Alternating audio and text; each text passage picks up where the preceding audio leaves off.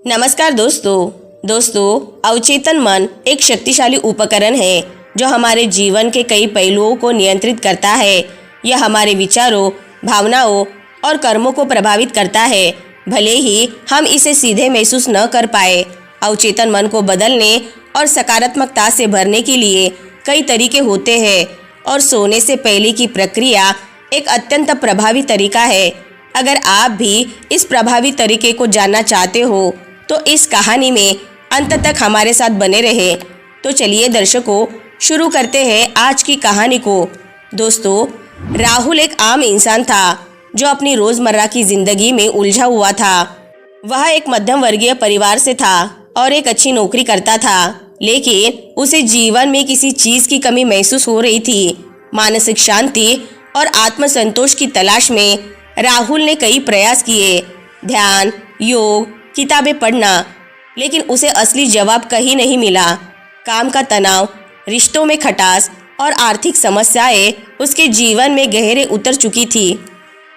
एक दिन जब राहुल अपने एक पुराने मित्र से मिलने एक आश्रम गया, तब उसे अपने जीवन की दिशा बदलने का पहला सुराग मिला। उस आश्रम में एक संत थे जिन्हें सभी आचार्य सत्यपाल के नाम से जानते थे। आचार्य सत्यपाल गहन साधना और आत्मज्ञान की ओर अग्रसर थे और लोग उन्हें अपनी मानसिक और आध्यात्मिक समस्याओं के समाधान के लिए मानते थे। राहुल जब आचार्य सत्यपाल के पास पहुंचा तो उसकी आंखों में निराशा थी। उसने आचार्य सत्यपाल से कहा, गुरुदेव, मैं हर दिन कोशिश करता हूँ सकारात्मक सोचने की, अच्छे काम करने की, लेकिन जीवन में संतुलन नहीं बना पाता। मन हमेशा बिखरा हुआ रहता है और परेशानियां कम होने का नाम नहीं लेती। आचार्य सत्यपाल ने एक मुस्कान के साथ उत्तर दिया, राहुल, तुमने कभी अपने अवचेतन मन के बारे में सोचा है? राहुल ने चौंकते हुए कहा, अवचेतन मन? क्या वह हमारे विचारों से अलग होता है? आचार्य सत्यपाल ने एक गहरी सांस ली और समझाया, अवचेतन मन वह स्थान है जहाँ हमारे जीवन के सभी अनुभव, विचार, धारणाएं और विश्वास जमा होते हैं। यह मन का वह हिस्सा है जो हमेशा सक्रिय रहता है। भले ही हम जागरूक न हो, हमारे जीवन में जो कुछ भी होता है, अच्छा या बुरा, वह हमारे अवचेतन मन की धारणाओं पर निर्भर करता है। ऐसा समझो कि अवचेतन मन एक विशाल बगीचे की तरह है, जहाँ तुम जो बीज बोओगे वही उगेगा। अगर तुम नकारात्मक बीज बोते हो तो नकारात्मक परिणाम मिलेंगे। अगर सकारात्मक बीज बोते हो तो जीवन में सकारात्मकता आएगी। राहुल ने यह सुना और कहा, तो क्या मैं अपने अवचेतन मन को बदल सकता हूँ? आचार्य सत्यपाल ने सिर हिलाया और कहा, हाँ, अवश्य, अवचेतन मन को बदला जा सकता है, लेकिन इसके लिए धैर्य और सही तकनीक की जरूरत होती है। आचार्य सत्यपाल ने राहुल को एक विशेष तरीका सिखाया जिसका उपयोग वह अवचेतन मन को बदलने के लिए कर सकता था। उन्होंने कहा, सोने से पहले का समय अत्यंत महत्वपूर्ण होता है। यह वह समय होता है जब तुम्हारा अवचेतन मन सबसे अधिक संवेदनशील होता है। जो विचार और भावनाएं तुम्हारे मन में सोने से पहले होंगी, वही अवचेतन मन में गहराई तक जा सकती है। इसीलिए हर रात सोने से पहले तुम्हें सकारात्मक विचारों और विश्वासों पर ध्यान केंद्रित करना होगा। आचार्य सत्यपाल ने इसे विस्तार से समझाते हुए कहा, सोने से पहले की प्रक्रिया बहुत सरल है लेकिन प्रभावशाली भी है। बस 15 सेकंड का समय लो, बिस्तर पर लेटकर अपनी आंखें बंद करो, अपनी सांसों पर ध्यान केंद्रित करो और एक सकारात्मक विचार को मन में दोहराओ। यह विचार कुछ ऐसा होना चाहिए जिसे तुम अपने जीवन में अनुभव करना चाहते हो, जैसे मैं सफल हूँ, मैं स्वस्थ हूँ या मैं खुश हूँ। इस विचार को विश्वास के साथ महसूस करो और इसे अवचेतन मन में गहराई तक जाने दो।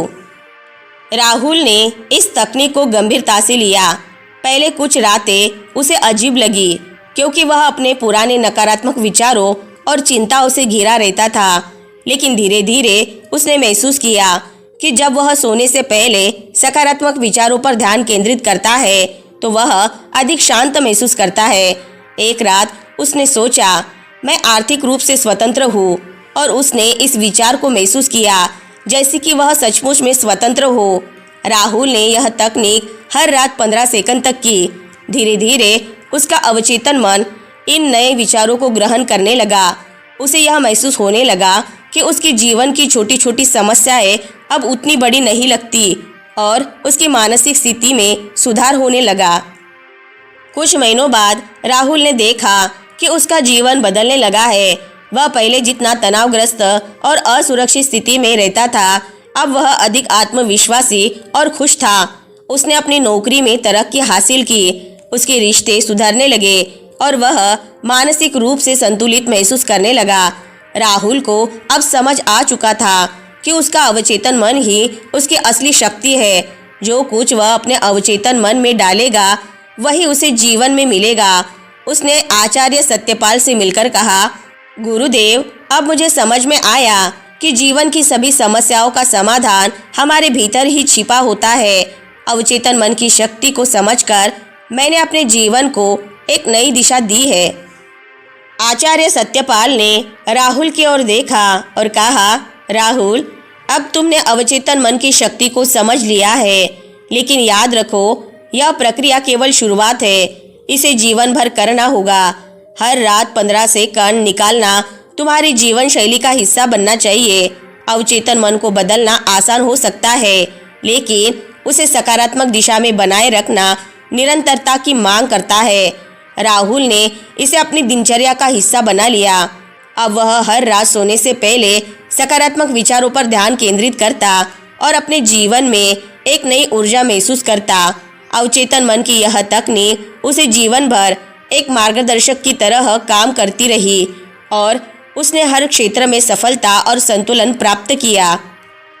दोस्तों, राहुल की यह कहानी हमें यह सिखाती है कि अवचेतन मन की शक्ति अनमोल है। सोने से पहले सिर्फ 15 सेकंड की यह प्रक्रिया हमारे जीवन को पूरी तरह से बदल सकती है। हमें केवल अपने विचारों को सही दिशा में निर्देशित करना है और फिर हमारा अवचेतन मन उस दिशा में काम करेगा। दोस्तों, यह कहानी सिर्फ एक व्यक्ति की नहीं है, बल्कि हम सभी की हो सकती है। अवचेतन मन को बदलना कोई जटिल प्रक्रिया नहीं है, लेकिन इसे निरंतरता और विश्वास के साथ करने की जरूरत होती है। हर रात सोने से पहले सिर्फ 15 सेकंड देकर हम अपने जीवन को एक नई दिशा में ले जा सकते हैं। तो दोस्तों, आज की कहानी से आपको बहुत कुछ सीखने को मिला होगा। वीडियो अगर पसंद आई होगी तो वीडियो को लाइक, शेयर और चैनल को सब्सक्राइब जरूर से कर ले। मिलते हैं नेक्स्ट वीडियो में। तब तक के लिए अपना ख्याल रखें। धन्यवाद।